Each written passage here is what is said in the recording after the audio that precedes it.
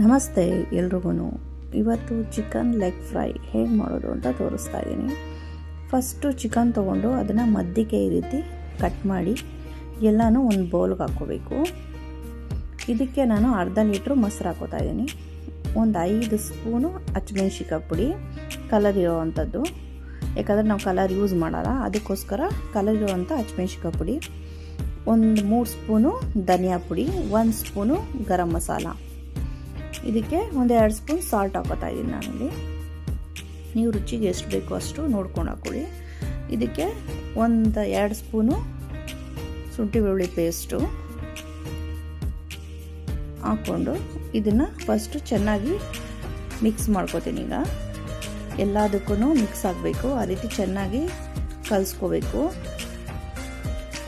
ಕಲಸಿ ಇದನ್ನು ಒಂದು ಹಾಫ್ ಆನ್ ಅವರ್ ಹಾಗೆ ಮ್ಯಾರಿನೇಟ್ ಮಾಡೋಕ್ಕೆ ಬಿಡಬೇಕು. ಒಂದು ನಿಂಬೆಹಣ್ಣು ಹಾಕೋತಾ ಇದ್ದೀನಿ ಇಲ್ಲಿ, ಹಾಕ್ಕೊಂಡು ಹಾಫ್ ಆನ್ ಅವರ್ ಇಟ್ಬಿಡಬೇಕು. ಹಾಫ್ ಆನ್ ಅವರ್ ಇಟ್ಟಿರೋದನ್ನ ಒಂದು ಕಡಾಯಿಗೆ ಹಾಕ್ಕೊಂಡು ಒಂದು 1/4 ಗಂಟೆ ಇದನ್ನು ಚೆನ್ನಾಗಿ ಬೇಯಿಸ್ಕೋಬೇಕು. ಚಿಕನ್ ಚೆನ್ನಾಗಿ ಬೆಂದ ಮೇಲೆ ಸಾಫ್ಟಾಗಿ ಗೊತ್ತಾಗುತ್ತೆ ನಮ್ಗೆ, ಅದು ಚಿಕನ್ ಬೆಂದಿರೋದು ಮುಟ್ಟು ನೋಡಿದಾಗ. ಚಿಕನ್ ಎಲ್ಲ ಬೆಂದಮೇಲೆ ಅದನ್ನು ಒಂದು ಪ್ಲೇಟ್ಗೆ ಎಲ್ಲ ತೆಗೆದಿಟ್ಕೋಬೇಕು. ಜಾಸ್ತಿ ಬೇಯಿಸಿದ್ರೆ ತುಂಬ ನುಣ್ಣಗಾಗ್ಬಿಡುತ್ತೆ. ಮೀಡಿಯಮಾಗಿ ಬೆಂದಮೇಲೆ ಎಲ್ಲ ಒಂದು ಪ್ಲೇಟ್ಗೆ ತೆಗೆದಿಟ್ಕೊಂಡು ಕಾದಿರೋ ಎಣ್ಣೆಗೆ ನಾನು ಈರುಳ್ಳಿ ಹಾಕೋತಾ ಇದ್ದೀನಿ. ಈರುಳ್ಳಿ ಗೋಲ್ಡನ್ ಬ್ರೌನ್ ಕಲರ್ ಬಂದಮೇಲೆ ಇದನ್ನು ನಾನು ಒಂದು ಪ್ಲೇಟ್ಗೆ ತೆಗೆದಿಟ್ಕೋತೀನಿ. ಈ ಕಾದಿರೋ ಎಣ್ಣೆಗೆ ನಾನು ಸ್ವಲ್ಪ ಕರಿಬೇವು ಹಾಕ್ಕೊಂಡು ಅದನ್ನು ಕರ್ಕೊಂಡು ಒಂದು ಪ್ಲೇಟ್ಗೆ ತೆಗೆದಿಟ್ಕೋತೀನಿ. ಇದು ಮೇಲೆ ಗಾರ್ನಿಷ್ ಮಾಡೋದು ಬೇಕಾಗತ್ತೆ, ಹಾಗೆ ತಿನ್ನೋದಕ್ಕೂ ಚೆನ್ನಾಗಿರುತ್ತೆ. ಚಿಕನ್ ಮೇಲೆ ಹಾಕಿ ತಿನ್ನೋದಕ್ಕೆ ತುಂಬ ಟೇಸ್ಟಿಯಾಗಿರುತ್ತೆ ಇದು. ಇದನ್ನು ತೆಗೆದಿಟ್ಕೊಳ್ಳೋಣ. ಇದನ್ನು ಕರಿಬೇವು ಆಗಿದೆ, ಈಗ ಕರೆದಿರೋವಂಥ ಕರಿಬೇವನ್ನು ತೆಗೆದಿಟ್ಕೊಂಡು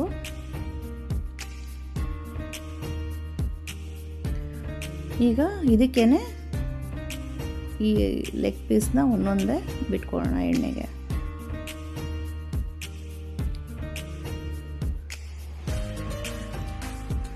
ಲೆಗ್ ಪೀಸ್ ಅಷ್ಟೇ ಬೆಂದಿದೆ. ಇದು ಒಂದು 5 ನಿಮಿಷ ಫ್ರೈ ಆದರೆ ಸಾಕು. ಜಾಸ್ತಿ ಫ್ರೈ ಮಾಡಿಬಿಟ್ರೆ ಹಾಳಾಗೋಗ್ಬಿಡುತ್ತೆ ಚಿಕನ್ನು. ಒಂದು ಸ್ವಲ್ಪ ಅದು ಗೋಲ್ಡನ್ ಬ್ರೌನ್ ಕಲರ್ ಆಗಿದ ತಕ್ಷಣ ತಕ್ಕೊಬಿಟ್ರೆ ತುಂಬ ಸಾಫ್ಟಾಗಿ ತಿನ್ನೋದಕ್ಕೆ ತುಂಬ ಚೆನ್ನಾಗಿರುತ್ತೆ ಚಿಕನ್ನು. ಇಷ್ಟೇ ಚಿಕನ್ ಲೆಗ್ ಫ್ರೈ. ನಿಮ್ಮನೆಯಲ್ಲೂ ಟ್ರೈ ಮಾಡಿ, ಹೇಗೆ ಬಂತು ಅಂತ ಕಮೆಂಟ್ ಮಾಡಿ. ಇಷ್ಟ ಆದರೆ ಲೈಕ್ ಮಾಡಿ. Thank you.